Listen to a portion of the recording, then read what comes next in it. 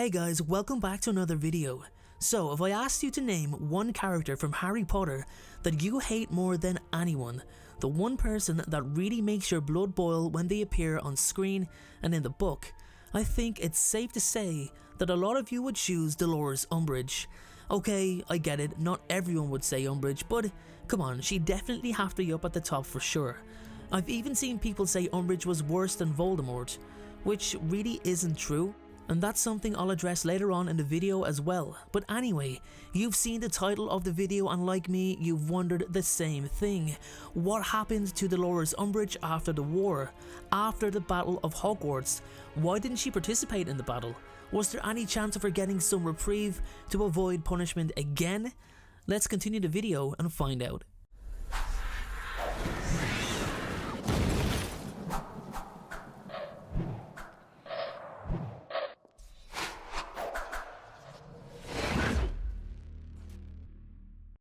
Would any of you call Dolores Umbridge a villain, a bad guy, or is she just a nasty woman on a mission to make people's lives, especially children, a misery? I think she falls in between if I'm honest. Her behaviour is so appalling that you have to wonder what she's actually categorised as. As I've said, I think she's the most hated character, but she's definitely not the worst. She just does a better job at drawing out our emotions as readers than Voldemort does. She's more relatable. We've all known a Dolores Umbridge in our lifetime, someone who's just nasty and mean for no apparent reason, whether it's a teacher or a person we've come across. So here's the thing with Umbridge. She comes into the story in the 5th book and slowly begins unravelling everything at Hogwarts. She was the one who ordered the Dementor attack at the beginning of the book to ensure Harry didn't return to school, which is jail time on its own. She influences the minister to give her more and more power at Hogwarts, and also brings with her the medieval punishments which really take its toll on the students. The blood quill, for example, which we've seen used on Harry, was actually her own invention, which indicates she'd created the quill purely for her time at the school. So she becomes High Inquisitor, which just about rivals the headmaster's powers. She starts firing teachers and making crazy changes with her educational decrees, and then actually becomes headmistress. She was even about to perform the Cruciatus curse on Harry in order to extract information. After all that, after everything, she was just suspended. That was it. Suspended and returns to work at the ministry as senior undersecretary to the new minister, Rufus Scrimgeour. She was so awful, so horrible to the students of Hogwarts, and this is her punishment. It was actually this unjust action that led Harry to question if he even wanted to become an Auror in the first place due to such corrupt measures within the ministry. For the readers and viewers, there was no satisfaction. Well, not for me anyway. The character getting their comeupping is what makes sitting through their antagonising behaviour in the first place worthwhile. Yeah, Umbridge got carried off by centaurs, but she was right back in the heart of things once again, and from her actions, it looked as if she hadn't learned a thing from her previous behaviour. She again abused her power in her new role, but took things to a new level when she was made head of the Muggle-born registration committee. Dolores oversaw biased trials where it was clear as day that the intent was to trim Muggle-borns out of society as quickly as possible.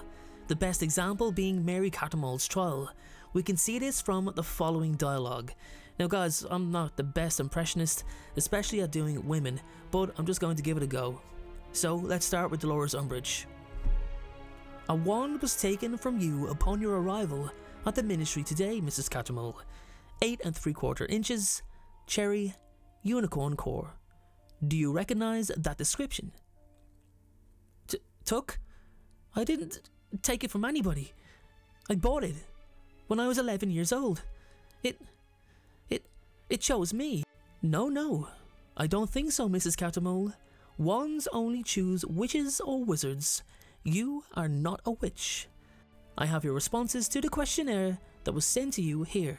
Dolores passed judgment on dozens of Muggle-borns, whom were all sent to Azkaban, and many of which did not survive its terrifying cells. She seemed to have no remorse on anything she did, one of her similarities to Voldemort, I suppose. Dolores never participated in the Battle of Hogwarts. It's not exactly known why, and many believe she knew who was exactly in control of the ministry all along. It was speculated that Umbridge, being clever and tactical, knew that if for any reason the current ministerial regime would fall, then she could argue her case by strongly stating her whereabouts when so much carnage was occurring at the school. It definitely seems like something she'd do as well.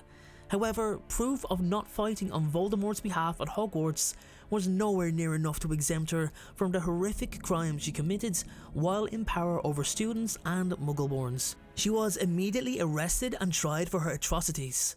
Her conviction was very swift. The overwhelming evidence was more than convincing, and Umbridge was sentenced to life in Azkaban prison. Her only upside was that the Dementors were no longer the guards, so she would not have to suffer their presence like so many of the people she sent there did. It still did not make her time there any more pleasant. Dolores was never visited by anyone, not even ministry officials. Shacklebolt had removed the Release for Information Emergency Act that had seen so many followers of the Dark Lord be released from custody in exchange for information on higher ranking Death Eaters. Igor Karkaroff the best example of that. What we do know is that had Voldemort indeed won the war, Dolores would have went on to become the headmistress of Hogwarts once again, although this time for a more lengthy stay. The Cursed Child isn't my favourite story. It's the worst story if you ask me, as I've said this in previous videos, but some things they do get right. Like, I could not imagine anyone other than Dolores Umbridge becoming Hogwarts headmistress if Voldemort did win the war. Same goes with Hermione Granger being the Minister for Magic.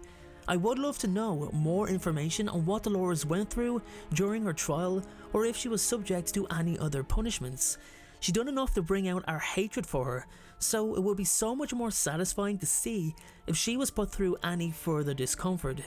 I really feel that there's so many loose ends left on the face of several characters, and more info needs to be released on them, but for now, this is all we have on Umbridge. She currently sits in Azkaban prison, where she's been there for the last 20 years, having plenty of time to reflect on her cruelty. Still, even if she was released today, I can still see her going back to her old ways. She was not someone who could ever change. And with that being said, guys, that is my video on why Dolores Umbridge did not participate in the Battle of Hogwarts and what happened to her after the war. As usual, leave your comments in the comment section below, and I'll see you all in the next video. Thank you so much for watching. I truly appreciate your support. Everyone, notifications of uploads are more important than ever, so please, if you haven't already, turn those notifications on to make sure you're notified the moment my video goes live. Making videos is what I love to do, it's my dream and my passion. However, it does cost time and money to produce this content, so if you have $1 to spare to support me on Patreon in exchange for some exclusive unseen content, then you can click the Patreon link below or at the end of this video. Please only support me if you can afford it. And make sure to follow me on Instagram at InstaDNJ and on Twitter at PotterFolklore. Check out my other videos appearing on screen, and please make sure, most importantly, to hit that subscribe button. Thanks again everyone, and please have a great day.